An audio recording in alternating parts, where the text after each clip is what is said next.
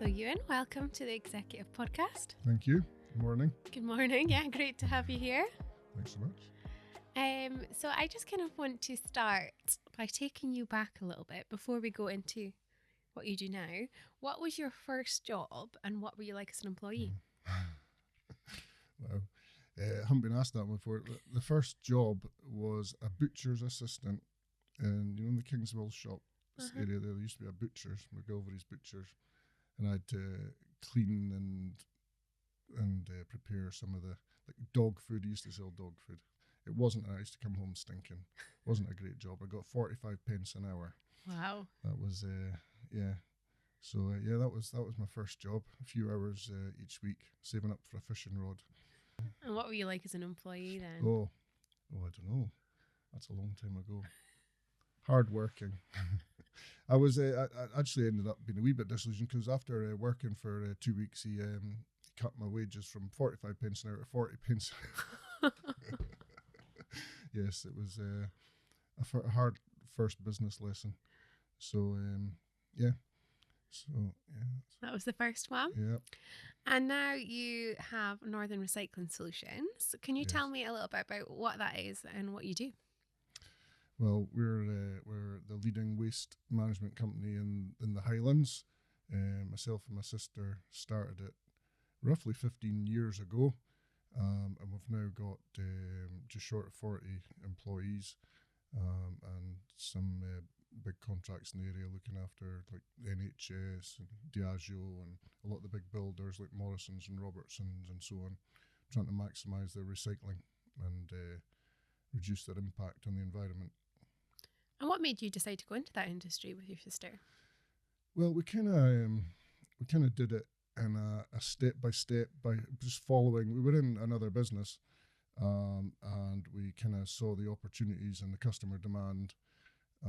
So we actually had a document storage business. So we still have that. It's called File Vault. We store people's archive records.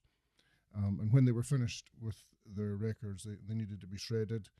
And at that time, nobody was recycling the paper when it was shredded. So we went to a recycler down south. I found somebody and he said, well, we need 4 times the volume that you're generating in paper before it's worthwhile recycling. So we went back out and we came across confidential waste bins. I was in another customer visit and there was none of them in the Highlands. So we went back to our customers that we're dealing with and said, I've got this great idea for confidential waste bins. Would you be interested? And Katie, my sister, went out and spread the word. And within a couple of years, we had 300 customers for that. Wow. So and we were recycling that paper. And that was one of the key messages. And people asked us if we could recycle other things. And it just kept growing from there. So that was 15 years ago. So we had one man in a van, and Stuart is still with us today, still works with us. And we've now got, 3 bin lorries, 5 skip lorries, and a big factory to process it all. That's incredible. Yeah. You just kind of saw a gap in the market and plugged it. Yeah.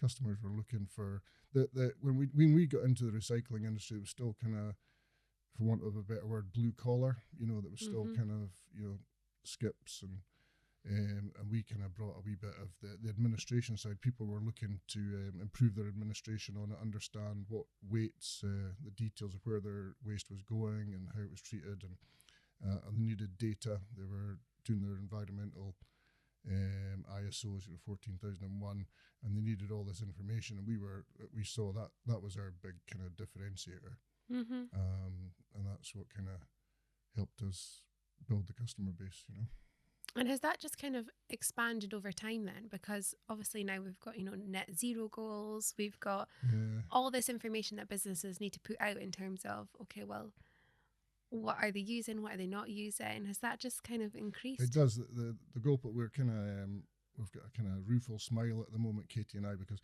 we've for the last 10 years the waste industry has been chasing zero waste to landfill, and we've achieved it for a lot of customers, but there was a certain cost to it because there wasn't enough volume. Only certain leading businesses were looking to do that, and we've just, with our new building, we've achieved that for all our customers. So we're as good as 99% plus zero waste to landfill for all the waste we get in. and now the new agenda is zero carbon. So and it's related. There's benefits from zero waste to landfill to zero carbon, but that's our next journey. So we're starting to invest in that and put the systems in place to record carbon and improvements, and we're starting to get that demand from our customers. Again, the leaders, there's always leaders in the market that are wanting to be ahead of the game, so they're coming to us and asking us to work on that with them. So it must be quite exciting to be at the forefront of that. Well, it's it is actually. Really enjoy it, and it's I like the variety and the interest. There's always a new challenge. You're not kind of, it's not all sorted. There's always something to improve and work on. Yeah, Keeps you getting up in the morning. it sounds it. There's always something new to look forward to. Yeah. And you said you had a business with your sister before, which you still have. What is it like having a family business and working with a sibling? How does that work? It's gone really well, actually.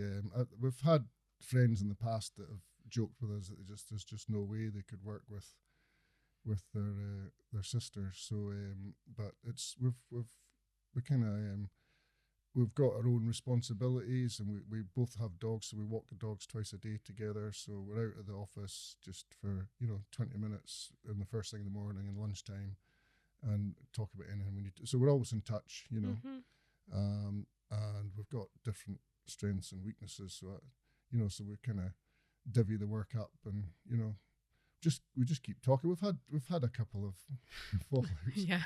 but and you think about it, we've worked 15 years. I could probably count them on my one hand. That there's been no major disasters, so it's worked really well. And my father, he helped build the building we're in. He was a builder, and we've now got my son Jamie. He's working in the yard as a trainee manager in the business. So yeah, it's worked good. It's good. Yeah. I enjoy it. Yeah, and I guess I've asked other family businesses before, but how do you keep family life and work life separated, or do they mix? Do you have rules for that? No, they probably do mix a wee bit, yeah. But we try not to, like, if Katie and her husband come for dinner around hours or something like that, we try not to talk about work, just to kind of keep the rest of them from being bored, But no, it's we just try not to talk about it when we're out of work, but it naturally is a big part of your life. Yeah. So yeah. And I was looking. You've a big part of what you do. You've got company values, Yes. and that seems to be integral for your business. How did you come up with them? How did you decide what was important?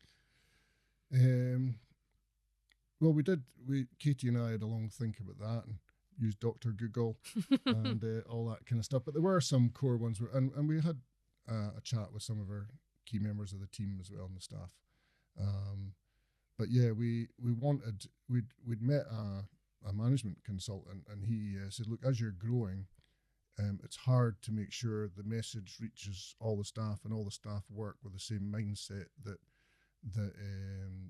you do as you're a smaller team. So when you're 10 in your team, it's easier to make sure you see everybody every day, and you're communicating, and they're hearing how you handle things and all that kind of stuff. And he says, but as you progress, you really got to try and download your brain into some concepts of how you want people to understand how they're what the business culture is, so we kind of thought long and hard, and some of them were easy, like the reason the business grew is we were very customer focused, and we really work hard to keep that. Katie and I both feel very strongly about that, so it's hard to explain it. Basically, you do what you've promised. You've got to, and so many people don't. It's kind of strange. If you make a mistake, fix it quickly. That kind of stuff. If we've messed up a quote and we've got the pricing wrong, still deliver it. It's your fault. It's that kind of thing. So it's just making sure the customer's a good experience, because we're looking for the long-term relationship. Want them to keep coming back, spread the word, all that kind of stuff. So that's worked well. So that was one of the core ones. And then it was other things like based on experiences. So I had a bad experience in a company I'd worked for early on in my career. not quite bullying, just uncomfortable and just not a nice. And I've always thought I want everyone that works for us to enjoy coming to work. I don't want them to be worrying about if somebody's going to say something to them or be uncomfortable or whatever. So I think that's really important. You've got to so one of our values is to respect each other and treat each other as you'd be respected. So it's a nice place to work, and that's right. So, and we've actually had to let some people go in the past because it just wasn't their nature, you know. Yeah. So so that's really important to us, that people enjoy working with us, you know. Because why not? I mean, it's a big part of your life, isn't it? It is, and it sounds like people do, because you've got that longevity of, was it Stuart, did you say his name was? Who's still with you? Yeah. So that must be nice. Stuart and Michael, who's in the document storage side, they're both our longest serving employees. They've been kind of 15 years each. So it's Michael works in the warehouse. Yeah. So. And how have you found that change over the years? You know, you started with one man in a van and yourself and your sister, and now you say you've got 40 employees. Yeah. How have you managed to keep up with that? Or have you changed how your leadership style is? Or, you know, how have you navigated that? It is difficult sometimes, you know, when you're, I appreciate for smaller businesses, each new employee you take on, you've really got to think hard about it. Is the extra business going to be there to help pay, and do you push yourself to the point where you're kind of really struggling before you take on that employee to backfill? So there's some once you kind of get up to about 20, it becomes easier because the incremental isn't such a big impact. But again, we got some help early on from it was the same guy actually, and suggested we did our values. He was really useful. This was about, I don't know, 10 years ago. And he said, just draw a picture in your mind of how your business will look in 5 years from now, not today or next week or next month. How do you want it? It's quite an easier way to look at it. And we knew we needed a management team, and these are big roles to take on, you know, just like I said, if you're adding an extra person, and can you cope with the cost and so on. So if we could picture where we wanted to be in 5 years, then that really helped us say, right, well, what is the first step? So once you've got that picture, what's the first step, what's the next step? And we built the team. So we've got a great management team now in Northern Recycling and in File Vault, and they kind of manage a lot of the day-to-day aspects of the team and what needs done and so on. So that's how we've kind of progressed it. You found people to kind of that have been the right people for share the load. Yeah, exactly. Yeah. And that sounds really important, because I guess sometimes it can be hard, maybe if you're starting a business, to try and do everything yourself, and that become overwhelming. Absolutely, yeah. Is that a thing? Do you think mistakes? Yeah. Oh, of course, yeah. You can't do everything yourself, and that's one of the biggest challenges in your mindset, is to kind of start sharing the jobs, and because you're going to hold your own business back and yourself back, and exhaust yourself. Yeah. So yeah, it's kind of we're kind of down the road a wee bit, but I've been through that, and I've dealt with these challenges, you know. So I feel for people that are on that same journey, but it helps if you paint your picture where you want to go, and you know the steps become clearer, you know. But and finding the right people is the next challenge then, you know. Good people. So, you know, a guy I used to work with years ago, he says, once you found good people, make sure you keep them. Yeah. And that's really good advice, you know. And how do you do that? You know, you've talked about your values that you have, but is there anything you do, like employee well-being, or anything you kind of do to retain those people? Because it's more than just a paycheck at the end of the day for people, isn't it? How do you do that? It is like a small family, you know. Yeah. We know all about them. We take time to get the news and find out how things are going, and try and help them if they're struggling, and just work closely, and pay as best we can, you know, because it's an important part of it. We just invest time with them. Yeah. So yeah, and we've been lucky. We've got a really good team with us at the moment. It's really makes life a lot easier. Yeah, it sounds it.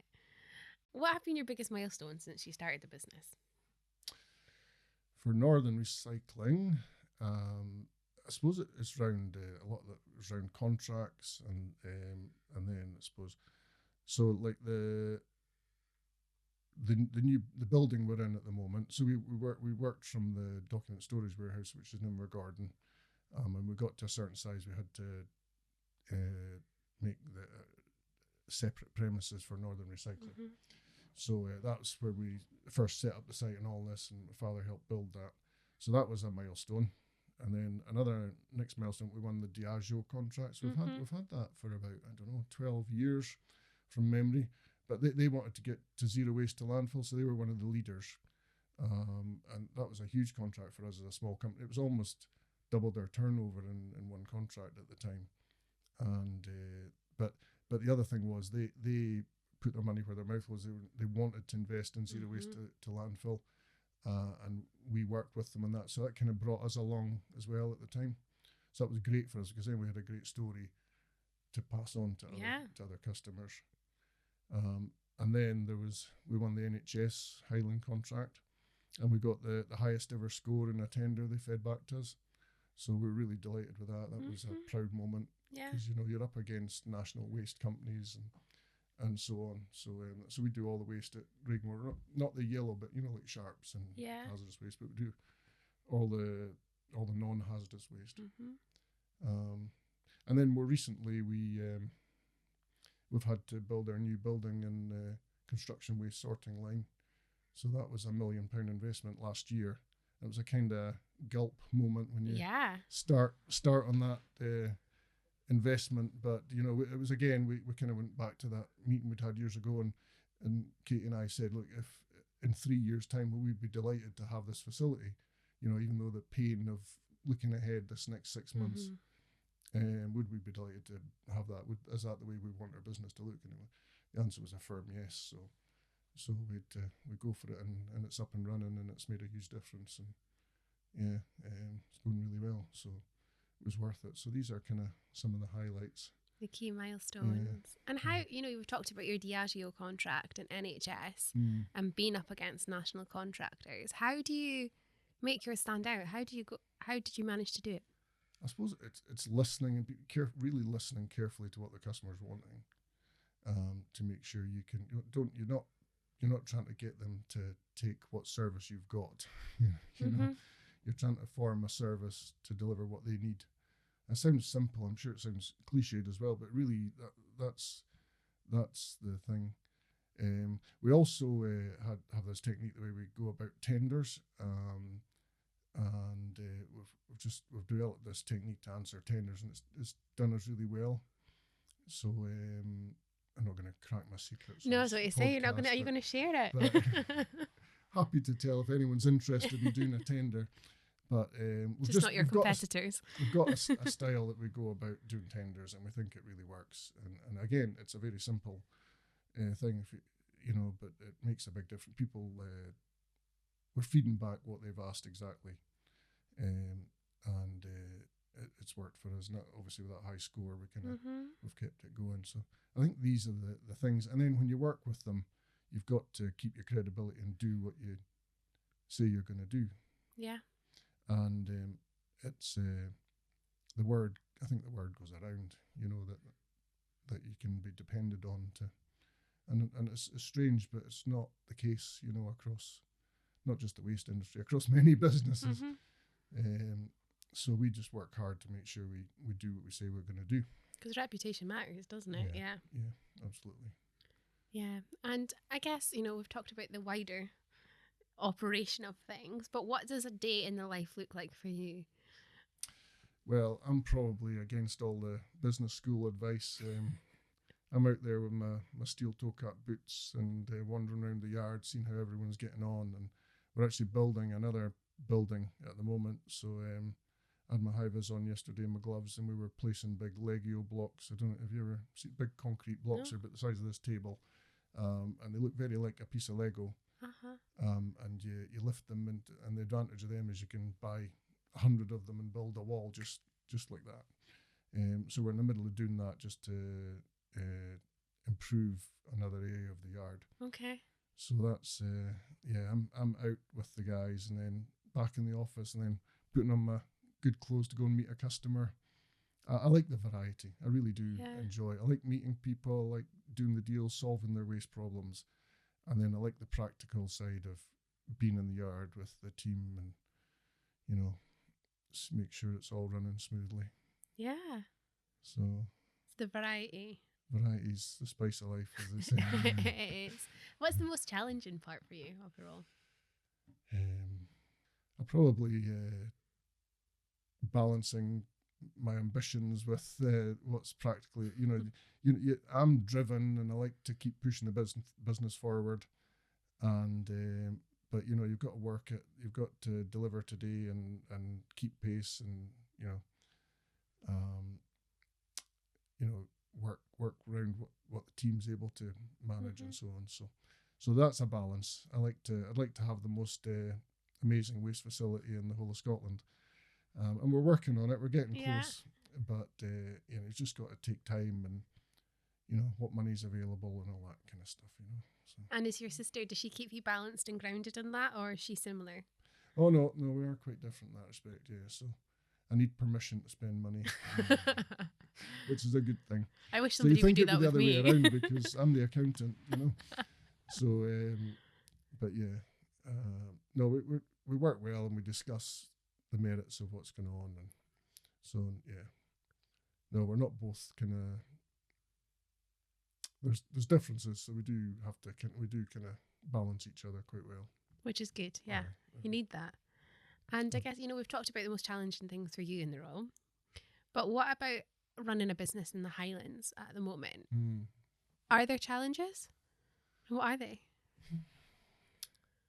I think there's a lot of advantages to running a business. Now, I do hear a lot of people talking about challenges, but there's a lot of advantages too. We're kind of insulated by the A9, so in terms of potentially other competitors or whatever, you've kind of got that wee bit of, I call it insulation, in terms of so you've got opportunity to do well and invest.